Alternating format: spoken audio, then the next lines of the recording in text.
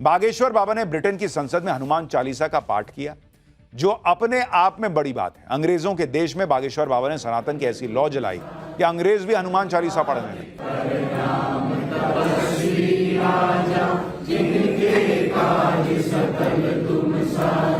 यकीनी तौर पर हिंदू सिविलाइजेशन एक सिविलाइजेशन है, क्योंकि वो अपनी धरती के साथ जुड़ी हुई। हिंदू मत एक सैकड़ों साल, हजारों साल पुराना मजहब है, कदीम तरीन मज़ाहिब में से एक है। शिव जी हैं और राम जी हैं, बाकी उनके होता है, लेकिन वो जो स्टार्ट कैसे होता है वो फिर हमें वो एग्जैक्ट जो है वो हजारों साल पुराना, इतना हमें पता है। यहाँ के मर्दों से बचने के लिए हमें मर्द से शादी करनी पड़ती है, ठीक है। हालांकि इंडिया में ऐसा नहीं है, ठीक है। इंडिया में इंडिपेंडेंट होती है औरत, ठीक है, उसको वो कर सकती है, उसके स्पोर्ट होता है और वो कर सकती है, उसको हर तरह का है। लेकिन यहाँ पे नहीं कर सकते हम ऐसा। अगर आप भारत में होते तो क्या आप लोगों को ज्यादा विमेन एम्पावरमेंट होती वहाँ? 100% होती। ये है। ब्रिटेन की संसद में बागेश्वर बाबा से एक पाकिस्तानी ने भी सवाल किया।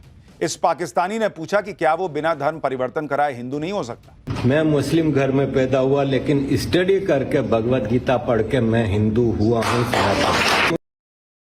मुझे सब लोग सवाल करते हैं कि तुम मोहम्मद आरिफ आजा क्या हिंदू कैसे हो सकते हो, नाम चेंज करो। आप हिंदू हैं, आपने ये मान लिया, हमारे लिए यही काफी है। आप नाम बदलो या ना बदलो, दिल में विचार यदि आपके बदल गए तो आप हमारे हो गए। आप हिंदू धर्म को पढ़ें जिसकी हिस्ट्री सबसे ज़्यादा ओल्ड है, 8000 साल पुरानी है, कि ये संसार ये कैसे पैदा हुआ। दोस्तों नमस्कार। जिस ब्रिटेन ने हमारे ऊपर इतने सालों तक राज किया, कल उसी की पार्लियामेंट में बागेश्वर बाबा ने हिंदू धर्म का खुलेआम प्रचार किया और हनुमान चालीसा भी पढ़ी, और एक पाकिस्तानी मुस्लिम ने खुलेआम बोल दिया कि मैं मुस्लिम धर्म में पैदा हुआ हूँ, लेकिन अब मैं हिंदू धर्म अपना चुका हूँ भगवत गीता को पढ़ के। और फिर जो जवाब दिया बागेश्वर बाबा ने वो सुनने लायक है। ये पहली बार हुआ है कि खुलेआम किसी देश की संसद में हिंदू धर्म का ऐसा प्रचार किया जा रहा हो, जो कि बहुत गर्व की बात है भारत के लिए। अब बड़ी संख्या में लोग पूरी दुनिया में हिंदू धर्म अपना रहे हैं और इसके पीछे सबसे बड़ा रीजन है मन की शांति। और सबसे बड़ी बात यह है कि हम किसी से जबरदस्ती नहीं करते कि आपको हिंदू धर्म में आना ही पड़ेगा। जिसका मन है आओ, जिसको नहीं आना मत आओ। लोग अपनी मर्जी से हिंदू धर्म में आ रहे हैं, और जब से पीएम मोदी भारत के पीएम बने हैं, तब से इस देश में एक अलग ही माहौल बन गया है अपने धर्म को लेकर।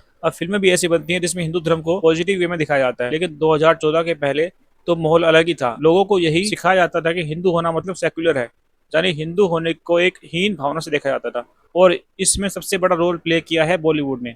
ऐसी एंटी हिंदू फिल्में बनती थी तब, वो अगर आज रिलीज हो जाए तो पता नहीं क्या से क्या हो जाए। अब लोग बागेश्वर बाबा सनातन और हिंदुत्व के लिए जो काम कर रहे हैं उसकी चर्चा दुनिया के कई देशों में हो रही है। बागेश्वर बाबा लगातार दुनिया भर में सनातन का प्रचार कर रहे हैं, दुनिया को सनातन धर्म और भारतीय संस्कृति से अवगत करा रहे हैं।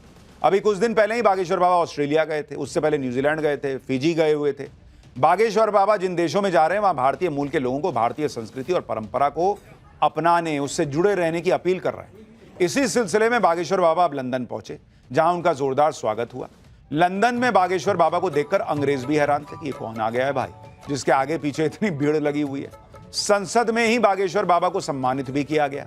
बागेश्वर बाबा लंदन में ब्रिटिश संसद में पहुंचे, जहां सांसदों ने बागेश्वर बाबा का स्वागत किया। इतनी कम उम्र में ही सनातन को वैश्विक स्तर पर बागेश्वर बाबा नई पहचान देने में लगे। आप खुद देखिए कि ब्रिटेन की संसद में बागेश्वर बाबा ने सभी के साथ हनुमान चालीसा का पाठ कैसे किया।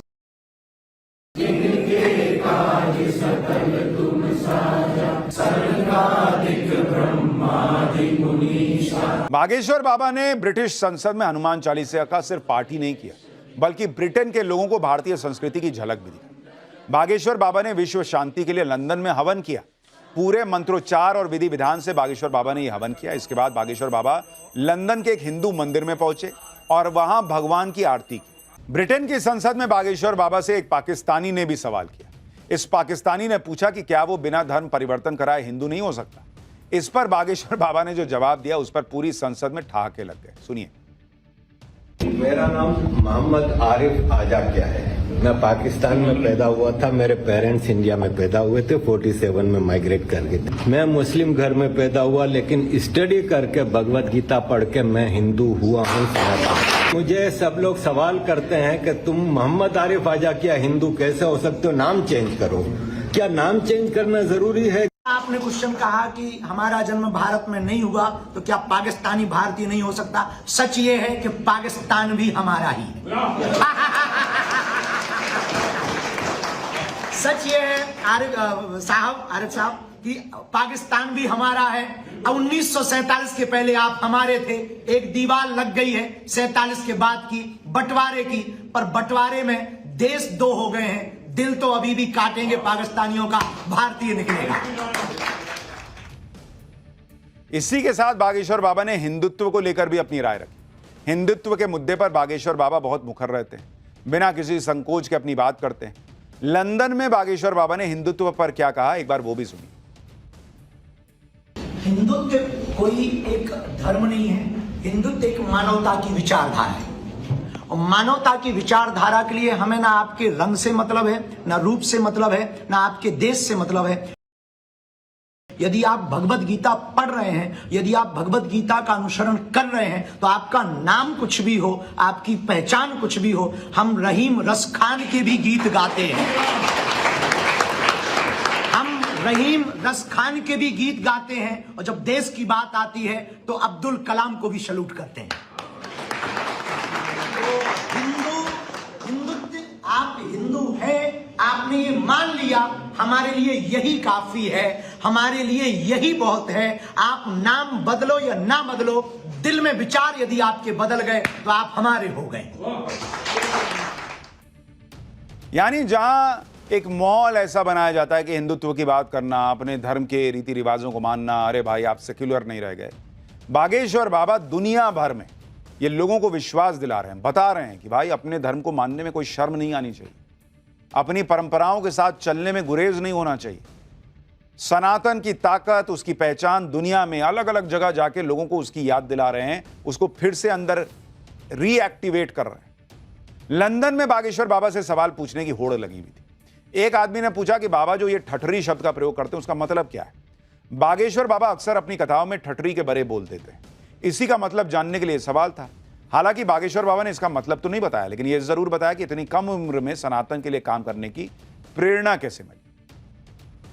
आपने उसको एक लफ्ज कहा कि ठठरी के, तो वो ठठरी के क्या है? पहले प्रश्न का उत्तर हम दे सकते हैं, लेकिन दूसरे का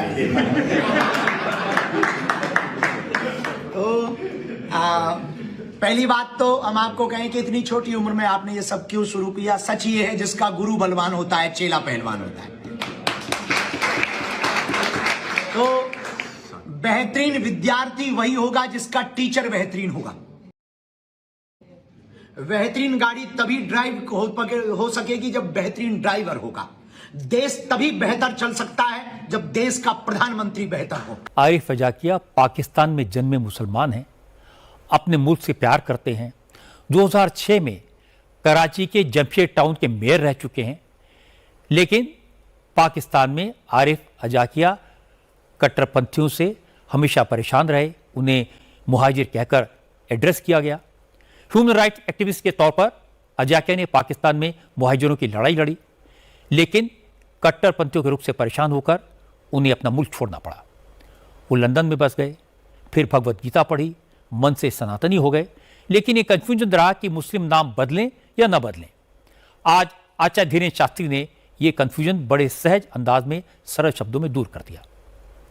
धीरेन्द्र शास्त्री के वाक चातुर्य की प्रशंसा करनी होगी। वो ब्रिलियंट हैं, हंसते हंसते बड़ी बात कह देते हैं, किसी की भावनाओं को चोट पहुंचाए बगैर सनातन का मतलब समझा देते हैं।